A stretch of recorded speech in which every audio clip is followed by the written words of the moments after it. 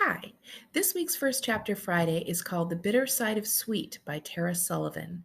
And this book was on the Golden Dome Award list a couple of years ago. And it is a realistic fiction, realistic fiction story, which means realistic fiction means it's not a true story. But it is based on realistic things that could happen, and actually, in this case, the kinds of things that are happening in the modern day. So, this book takes place in the Ivory Coast, which is a country in Africa, and it is about a couple of boys who are from um, Mali, and they go to the Ivory Coast trying to find a way to make some money for their family, and they end up working on a plantation that um, basically harvests the beans that make chocolate, and it's kind of about what happens to them there. So, in the beginning of the book is a map that shows where the Ivory Coast is and where Mali is, where the boys came from. And it can sometimes be helpful to look at that. Whenever there's a map in the beginning of the book, super helpful to take a look. Chapter 1, I count the things that matter. Chop, twist, toss, check. Chop, twist, toss, check. 2 more pods make 25 total. Neither Seydou nor I have eaten anything since breakfast, but Musa is working too close for us to be able to sneak one of the cacao pods out of the sack. I take a moment to wipe the sweat off my forehead. You'd think it'd be cooler up here, but some days there isn't a breeze even halfway up a tree. I scrub at my face with my wrist and look out over our work area. Musa is collecting pods off to the right, though he'll leave in a second to make another sweep to be sure everyone's still here. The other boys on crew with us today are just smudges of noise through the green. Directly below me, Seydou scrambles around as quickly as he can, picking up the pods I've cut and putting them in our sacks. They're lying worryingly flat right now. Only 25 pods. Our sacks need to be full, at least 40 or 45 each, so I can get Seydou out of a beating. Really full if I want to get out of one too. The bosses usually look the other way when I give Seydou lighter work, since he's only 8. But that kindness only goes so far. We still need to bring in about the same as the other boys. I slide to the ground and push the sack onto my shoulder. The bunched bag digs in, pressing through the bruises there, but I don't let Seydou carry things that are too heavy if I can avoid it. Instead, he carries the machetes. Musa, we're finding new trees, I call out. Awo, he shouts, looking to see which direction we're going. In a few minutes, he'll wander over to check on us. I try not to let it bother me. Seydou and I walk past tree after tree. They taunt us with their clustered pods, all the wrong size, none of them ripe enough to cut. I don't count how many trees we pass because I don't count the things that don't matter. I don't count unripe pods. I don't count how many times I've been hit for being under quota. I don't count how many days it's been since I've given up hope of going home. In the next grove, I heave the sack onto the ground and shake out my arms. Seydou stumbles a little as he shuffles up behind me. His thin shoulders slump. I can see how tired he is, and it makes me mad because I can't do anything about it. More than 70 pods to go, and it's already late morning. Give me my machete. He scowls at my tone, his thin eyebrows scrunching down in his round face, making him look like a cranky old man, but he hands it to me even so. Then he heads straight to the nearest tree with low pods and gets to work, a frown line still between his eyes. I clench my machete between my teeth and pull myself up a smooth trunk with my bare feet and hands, counting the shiny pods that are the right size for cutting. When I get high enough to reach some purple-red ones, I knot my legs around the trunk, grab one in my left hand, and hack at the tough stem that holds it to the tree. One strong chop, and with a twist it comes off. Surprisingly light in my hand for its size, 26. I turn to toss it to the ground and check on Seydou. I notice that he's still trying to saw through the stem of his first pod. His skinny little body is sagging from exhaustion and his blade keeps slipping. I want to scream at him to be more careful. Instead, I slip down the tree and don't add the pod to my sack. Come on, I say, walking to him. Let's take a quick break before Musa gets too close again. Then we'll get to work. How does that sound? I can keep working. He straightens and glares at me as if I've just called him a baby in front of the whole camp. I grind my teeth in frustration but keep my face smooth. Tremors of exhaustion are making his blade wave slightly in the air as he argues with me. I need a break, I lie, and sit deliberately in front of him.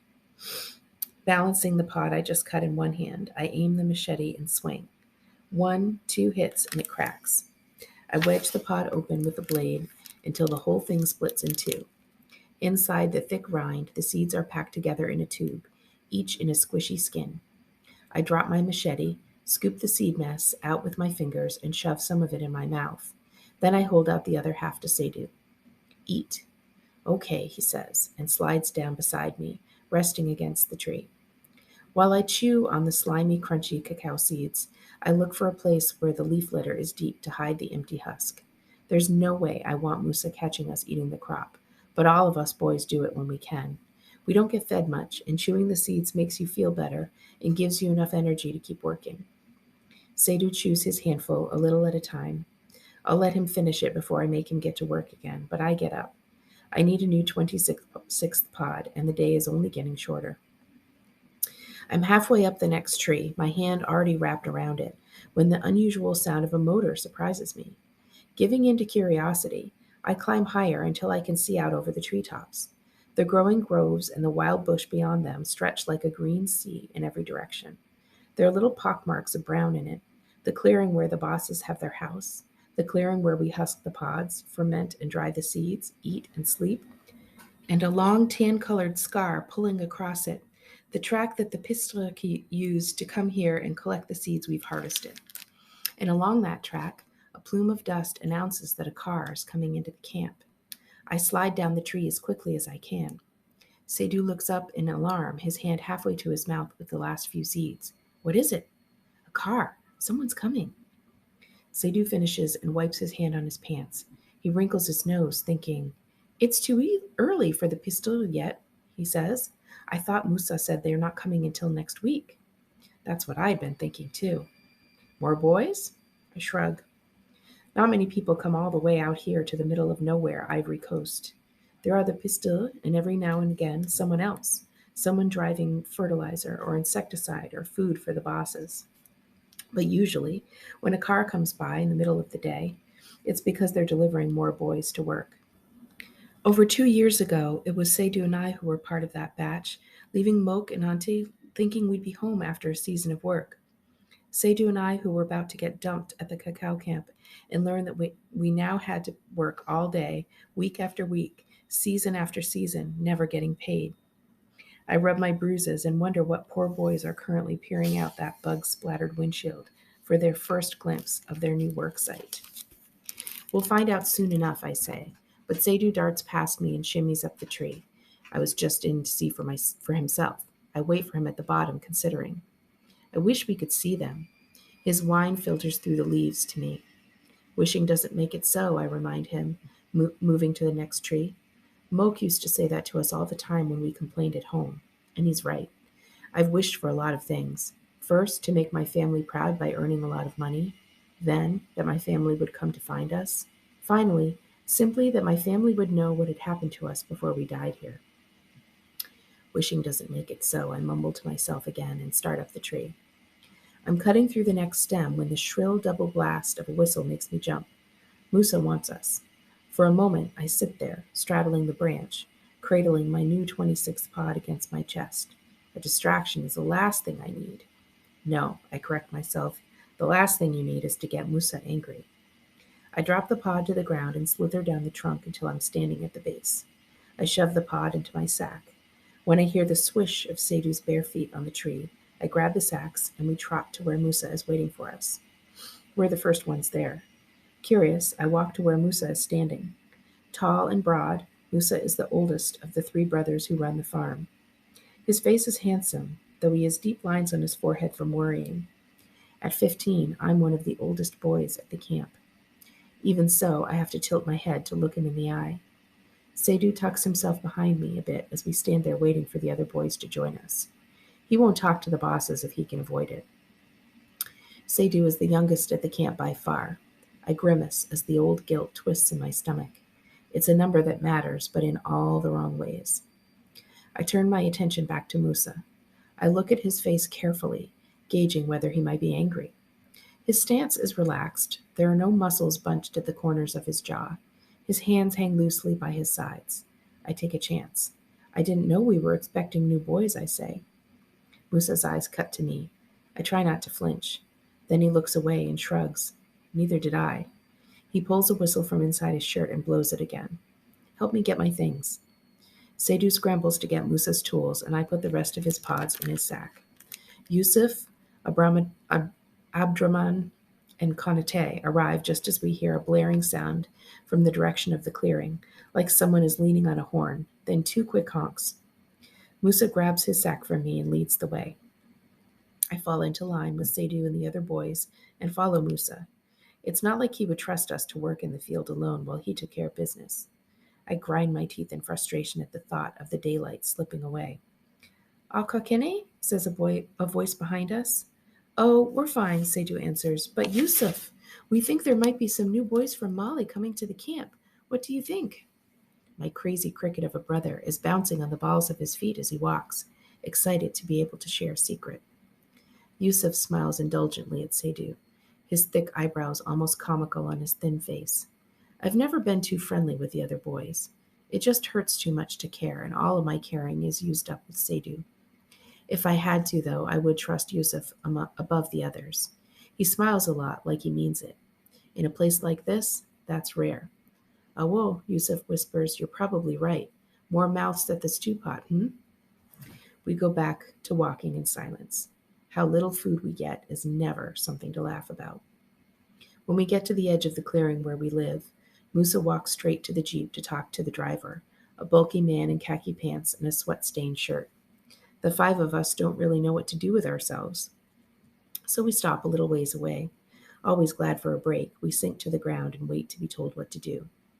Seydu stands on his tiptoes trying to see in the windshield, but there's a glare. With a huff of frustration, he settles beside me. Only a few moments behind us, the other 2 bosses and their crews trickle in, one after another from the areas they were harvesting until pretty much everyone is here. The 3 bosses, Musa, Ismail, and Salif, stand in a loose ring, talking with the man from the Jeep. The boys float over to join our crew. I'm contemplating whether or not this would be a good chance to sneak in a nap when the driver pulls a struggling kid out of the Jeep.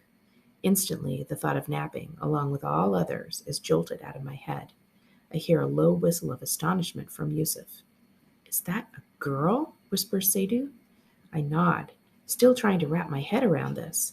First of all, girls never come to the farm. Second, I've never seen or heard of one kid being brought alone, ever. Seydu and I had to wait a while in the halfway house in Mali before we crossed the border because it was just too expensive to move us until the drivers had enough kids to make the trip worth it for them. What on earth are they doing bringing only one kid, and a girl at that? None of the girls at the Sikasso halfway house came to us with the farms. They were all driven somewhere else. I watch, fascinated. You can tell the kid is a girl because of the plain blue cotton dress she wears. But a thing that the big man pulls out of the Jeep is more like a wild animal than any girl I've ever met. She whips around in his hands, thrashing her head from side to side. Her arms are tied behind her, so when he drags her out, she hits the hard-packed ground with a thud. In a heartbeat, she's on her feet and running for the trees. Biting off a curse, the big man in khakis is after her. He catches her by her wrist and yanks her sideways. She loses her balance and falls, crying out. The big man sinks a knee into her spine. She lets loose a stream of curses that would curl a man's hair and doesn't even stop when he slaps the side of her head. He hauls her to her feet and pushes her before the bosses. Musa looks wary. I agree. This girl is crazy. I notice I'm standing and that I've taken a few steps toward them without realizing it. Musa crosses his wiry arms, and the 4 of them begin a heated conversation. I try to think like the bosses. Would I take her on? Given her height, she's probably a little younger than me, maybe 13 or 14, but she's not as skinny as most of the girls I knew at home. Maybe the drought is over if people have food to spare on girls. I pull my thoughts away from home and pretend I'm helping them decide to take her on or not. She looks healthy and strong enough to work, but I wouldn't trust that wild cat. Yusuf and Seydu and the others are whispering among themselves, wondering where she came from, why the middlemen in Sikasso would be willing to support only one kid, and what it might mean to have a girl in the camp. I'm just about to sit, joining the other boys, when the girl's eyes snap off the ground and lock onto mine. I take a step away. Wide and dark in her oval face, her eyes are asking for help. But I have enough to worry about with Seydu and myself. I have no more help left to give, and so I look away. When I glance at her again, her eyes have turned hard. There's nothing I could do anyway, I remind myself. As I sink into the rough circle we formed, I'm distracted by the pity in Yusuf's eyes. I wonder whether he has sisters at home. The thought takes me by surprise. After 2 years of working with Yusuf, I have no idea who he left behind. I don't usually wonder about people's pasts. Thinking about someone else's past only makes me remember mine, and that's too much to bear. I wish we could get back to work, I hear myself say. Wishing doesn't make it so, Seydu parrots. I'm annoyed to have him sass me like that in front of the other boys, but Yusuf laughs, so I let it drop. Until the bosses give the word, we can't do anything. So even though we're all losing time on making quota, we sit together and wait. Wait while the men finish their deal. Wait while the big man in khakis drives his jeep away. Wait while the girl screams curses after it. Wait while Musa and the other bosses beat her for the first time. Finally, Musa comes over to where we're sitting, dragging the girl with him. Okay, enough lazing around, he says, waving us all onto our feet. The other bosses round up their teams too, and we all head back to where we were working earlier this morning. I trudge with my crew into the underbrush, seeking glances sideways at the girl. Up close, she doesn't look like a wildcat. Her cheekbones are high and fine in her oval face, and the lashes ringing her eyes are spiky from crying. Her hair is braided in slightly uneven lines and knotted at the base of her head. She looks pretty and kind of soft around the edges. She's clearly not a village kid like us. Her cheeks are round and her skin is dark and shiny. You can tell that she's been eating well for years. Her family must have landed on hard times for a girl who could eat that well to be looking for a work in a place like this. I tell myself that it doesn't matter where she came from, but she's here now. Her full lips are split open and her blue dress has blood on the front of it. Fresh bruises are swelling her almond eyes shut and her hands are tied in front of her. I shake my head to get rid of all the useless thinking and set myself to the task of counting things that matter. She's not my problem. Quota is. When we reach the area we were working before, I'm the first one up a tree. Grab a hard red-orange pod, smooth and ribbed as long as my forearm. Chop with the machete raised, careful not to miss the stem, thin as my fingers. Pull the pod off the tree and toss it at the bag, 27. Check on Seydu, making sure he's all right. Begin again on the next pod. Chop, twist, toss, check, 28. So I'm not going to lie, this book is a little bit hard to read in that there are some pretty difficult things happening to these kids. And because it's realistic fiction, even though these characters are not real and this exact scenario isn't real, things like this do happen every day. And it's kind of important, I think, sometimes to think about where do these things come from that we use and we eat on a daily basis, including chocolate. So if you want to know more about that and you're curious what happens to the characters in this book, I highly recommend this really well-written book, The Bitter Side of Sweet.